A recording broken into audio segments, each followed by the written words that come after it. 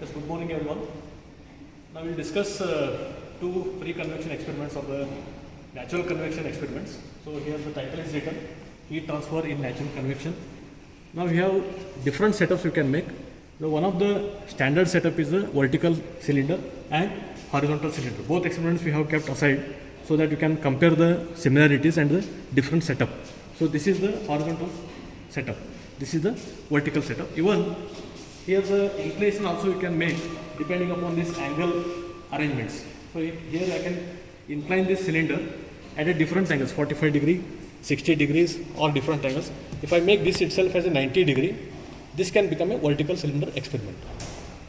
I think this is clear depending upon the different setup how you can differentiate the free convection experiment. Now coming to the readings. So first here what we have to do is we can take the readings in two methods. One method is either you can fix the voltage and current by rotating this dimmer stat. So voltage and current meters you can note down the readings such that we can go on taking the readings until it becomes the steady state. Like as earlier we have told in the Stefan Boltzmann experiment, there also we can take the up to steady state. Like that, what we can do is for every 5 minutes we can take the voltage and current readings until it becomes a constant. Once the voltage and current meters become constant or the all temperatures become constant on the surface of cylinder, that state we are going to call it as steady state, where in future without changing the dimmer stat, if the current and voltage if they remain constant, means it is a steady state condition. So better what we can do is we can start the equipment, we can wait for another 15 minutes or 20 minutes. Once the temperatures or the voltage current temperatures become constant, you can recall it as a steady state condition. Then directly those temperatures we can take for the calculations. No need to do the take the readings continuously for the up to steady state. So once we assume that steady state is achieved now, so once the steady state is achieved, we have to take the temperature readings, because by voltage and current we are going to supply the heat to the complete vertical cylinder or the horizontal cylinder. In this, the heaters are inside the cylinder. Once the heaters are started with the voltage and current, what we are going to do is this surface is heated, cylinder is heated, and at the bottom and top you can observe this chamber is kept at the bottom and top. Once the cylinder starts heating, the film of air or the air surface which is in contact with the cylindrical surface is going to heat up. Once this is going to heat up, the buoyancy force or due to the lower in density of the high temperature air, the air will start moving upside and cold air will continuously come from the bottom side. So like this, what will happen? Without any external aid like the blower or the fan or any external source, we are going to have the free convection of air or the free movement, or the one more name is natural convection of the air or the fluid we can achieve once you start heating this cylinder. So like that, air will be moving continuously from the bottom to top. Once this is done, next we need to take the temperatures. So here you can observe T1 to T12 or the readings are given in the knob here, but actually speaking here we have around 8 temperatures. So in sample calculation we see that how many temperatures are on the surface, and I think T8 or T9, whichever the temperature is lower, that we can consider ambient temperature. So one of the thermocouple is kept just aside of the cylinder's surface. So that is called as ambient temperature. So that we are going to take the later stage. So this is about the taking readings of the natural convection with vertical cylinder. Now coming to the horizontal cylinder, same procedure we are to follow, same calculation procedure. Only difference is this is in the horizontal direction. So earlier in the situation, if you take the given data, you can see for the horizontal or inclined setup, this setup, material used is copper. This is very important. Material used is copper. Inner diameter of the copper tube is 35 mm, outer diameter is 38 mm, test length is 500 mm. This diameter is very important for the horizontal or the inclined shape, because we need to find out effective height of the tube. Effective height of the tube which is in coming under natural convection or the free convection of air. Means once air enters here, it is going to flow in the vertical upward direction. In that, only diameter of the tube is coming into contact. But here in this setup, if you see vertical setup, air comes from the bottom, it is in contact with the cylinder throughout the length, not the diameter.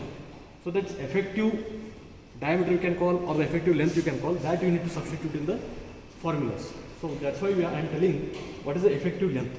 Here effective length is the length of the tube itself.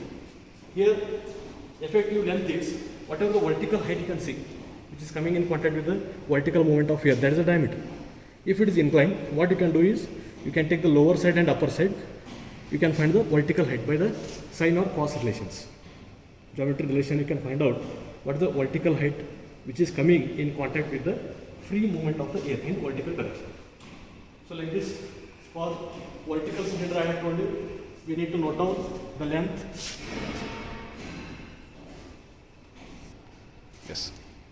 So for the vertical cylinder experiment, free convection, here diameter of the tube is given, then length of the tube is given, then also we need to note down whether it is aluminum pipe or the steel pipe. Next is the emitters and the voltmeters maximum readings are given here. Actually you have to take from the display. And next is the temperature points. Here you can note down T1 to T8 are the temperature numbers. So here whatever the temperature numbers are given, you should note down which is the surface temperatures. So surface temperatures are always higher temperatures. Whichever the temperature is lower, like T8 or T5 means it is an ambient temperature. So this will be helpful for our taking surface temperature and the ambient temperature. Now we will see the sample calculation with the data handbook. Yes. So as we are showing here, this is the natural convection apparatus with vertical cylinder setup. So here you have written old setup sample calculation. It is similar for the new setup also. Only thing is there T1 to T8 are going to change. So anyhow vertical cylinder apparatus is old one only. We have not taken the new one with inclination. So it is valid for the running experiment also. You can observe voltage and current readings we have taken for any dimmerstat reading. So that is noted down. Now you can observe T1 to T7 all the temperatures are higher side. Means these are the surface temperatures what we are taking from ground zero to the upper side. So that is around 115. Average you can see it is around 117.14 degrees centigrade. That is the T surface temperature. Next is ambient temperature, that is T8 for the vertical cylinder. So T8 temperature is 32, means it is very low or lesser than the surface temperatures, that you can consider it as ambient temperature. Now coming to the experimental or theoretical equation, you can you already know that heat supplied or the Q equal to H into area into delta T. So same equation is exchanged with the parameters, because here we need to find out the H experimental. So for that we need to find out Q experimental, that already you know in all the experiments you are finding voltage and current. Once you multiply you can get the Q. So this Q divided by area of the surface of cylinder which is in contact with the air, that area is surface area, that is pi dl for the cylinder. If it is a sphere and other geometry you can consider different areas. For cylinder it is pi dl. Next is T surface average temperature, already you have found out. T infinity is nothing but the ambient temperature. So once you take this equation, one can find out the heat transfer coefficient by convection in watt per meter square Kelvin by the given setup. Next is by the correlation. So for correlation, before going to the data handbook, we need to check the film temperature for the air, how much it is. So for the air temperature, film temperature, that you can take average temperature plus the ambient temperature divided by 2. That will give us 74.57. So from the data handbook I have shown here, this is the Kodandraman data handbook, 6th edition. In this, if you go to the page number 33, dry air at 74.54, you can interpolate the values. At that point, one can note down all the property values from the data handbook. That is, we need kinematic viscosity, nu, we need Prandtl number, then we need conductivity of the air. So just I will show you here properties. Nu is kinematic viscosity around at 74. So this is the 70. Around this value it is 20 point something, here it is written. So to get the actual values you can interpolate those two values. So by interpolation I can find out for 74 point something, it is in between 70 and 80. So for that point Prandtl number you can note down around 0.694, yes 0.69. Then thermal conductivity is around 0.029. So here 0.03 or 0.029, almost it is nearby. That values you can take from the data handbook. So once this page number 33 is clear, Now you can go to the calculation. And how to find GR. PR is already known by the data handbook. Now we'll come to the Nusselt number, how to decide. Now you can see here clearly the product of GR PR for overall length of the pipe, not locally, that is 1.47 into 10 raised to 8. This value is very important, 10 raised to 8. So the data handbook you can see for the vertical cylinder, you can see here GR PR value. If it is less than 10 raised to 9 means laminar. So here also you can observe 10 raised to 5 to 10 raised to 11. If GR PR or the GR NU number, that range is below 10 raised to 9, these charts you can select. So in this, which equation to select? Now we are going to concentrate only on GR PR. You can come to this equation. So all of you can observe GR either you can find out by this equation or by this equation, and you can substitute the values in this main equation. NU equal to 0.6 or 0.59, sometimes they have taken in a different data handbook, very near. GR PR raised to 0.2. So here you can observe they have taken 0.59 into GR PR raised to 0.25. So from this one can find out Nusselt number at the given point. So once the Nusselt number by correlation is known, you can substitute in the correlation, that is H equal to NUK by X. So X is nothing but at a given point if you want to find out. For the full length, you can substitute the full height of the cylinder. For X 0.4 means you have taken only the 40 centimeter from the bottom. Or even for the different experiments, we can ask for the 50 centimeters. So in that case, we are taking local point. So that is 0.4. Nusselt number we have found out 64.96. K value is the thermal conductivity of the air, that is taken here. So once you substitute, you will get the correlation H value. So both we need to compare with the experimental values. So once you compare both the values, it is around H experimental without correlation is 12.74. Here it is around 7.47. So why this difference happens? Because in the experimental or the formula directly what you are finding, there we are not going to consider the actual variations with the property of air, material and the changes in the actual experiment. But here by the correlation if you go, each parameter we are going to take care. So losses will be more. So the roughness of the pipe is going to come into picture, the Prandtl number or the diffusivity is coming into picture, buoyancy of the air or the viscosity of the air, how it is going to change. All these effects in clearly we are going to consider. That's why because of the more losses considered here, the value will be less. Some cases, if the conditions are very good, if the steady state is matching without any disturbance in the lab, if it is clear, both may come also around 8. So this is the final answer. You can just read the conclusion for given correlation as well as experimental values. Thank you.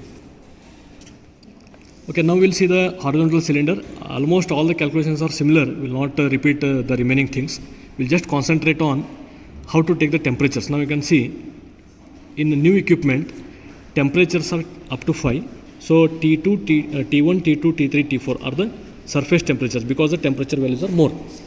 That is the judgment. Now T5 is the 35.4 is the ambient temperature. So once these are found out, now you can find out the T film. Then once the T film temperature is known, you can find out the data handbook values of the dry air, Prandtl number, kinematic viscosity and the thermal conductivity of the air. So once these all things are found out, you can note down the GRPR product, how much it will come. If the product is in this range for the horizontal, this is very important. In the horizontal cylinder means you have to go to the data handbook page number around 151. In that, there are different cases of the horizontal cylinder. Sorry, not 151. Here, 130. Yes, 137. You can directly go to the 137 page. Just to remember, I am telling. Otherwise, you can just read the all sentences for which condition you can take the equation. Here it is given horizontal cylinder, long cylinders.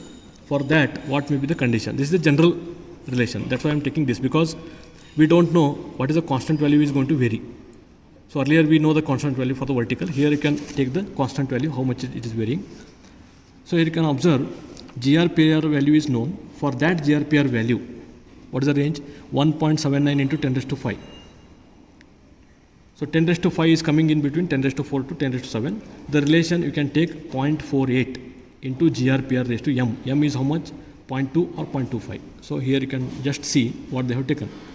So for the overall length of the horizontal cylinder, they have not taken locally. Locally, if they take, they will write NUX at a given point. For a full length, they will write NU bar.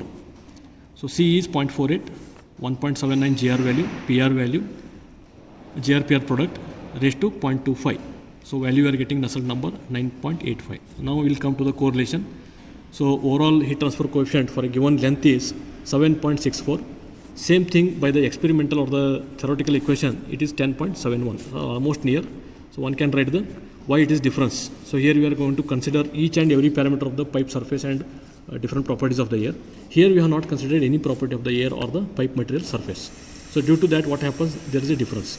So here losses are less, here losses will be more. Actually we need to consider the more losses because of this experimental setup. So what actually happening with the experimental setup, why these losses are happening. Thank you.